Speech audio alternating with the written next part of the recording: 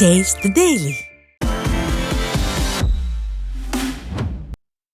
திண்டுக்கல் மாவட்டம் கொடைக்கானல் அரசு மகளிர் கலைக்கல்லூரியில் படிக்கும் மாணவிகளின் தங்கும் விடுதியில் தண்ணீர் வராததால் அவதியடைந்து வருவதாக மாணவிகள் புகார் தெரிவித்துள்ளனர். அட்டுவம்பட்டி பகுதியில் உள்ள கல்லூரிக்கு வருகை தந்த மாவட்ட ஆட்சியரிடம் தங்கும் விடுதியில் போதிய வசதிகள் இல்லை என்றும் கூடுதலான இலவச தங்கும் விடுதிகளில் தண்ணீர் வசதிகள் ஏற்படுத்தி கொடுக்க வேண்டும் என மாணவிகள் வலியுறுத்தினர். மேலும் விடுதியில் தண்ணீர் வராததால் ஒரு வாரமாக குளிக்கவில்லை என கல்லூரி மாணவிகள் ஆட்சியரிடம் வேதனை தெரிவித்தனர். விடியா திமுக ஆட்சியில் பள்ளி கல்லூரி விடுதிகள் முறையாக பராமரிக்கப்படுவதில்லை என பொதுமக்கள் குற்றம் சாட்டியுள்ளனர்.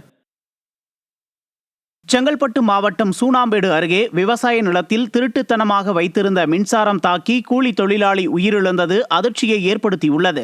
சின்ன களக்காடியைச் சேர்ந்த செல்லப்பன் இருசக்கர வாகனத்தில் சென்றபோது தவறி விழுந்ததில் சாலையோரம் இருந்த விவசாய நிலத்தில் வைக்கப்பட்டிருந்த மின்சாரம் தாக்கி உயிரிழந்தார். இது தொடர்பாக வயலின் உரிமையாளர்கள் பிடிபட்டனர். விடிய அரசின் மின்வெட்டு வாரியம் திருட்டுத்தனமாக மின்சாரம் வைத்ததை கண்காணித்து நடவடிக்கை எடுக்காததே கூலி தொழிலாளி மரணத்திற்கு காரணம் என குற்றம் சாட்டப்படுகிறது.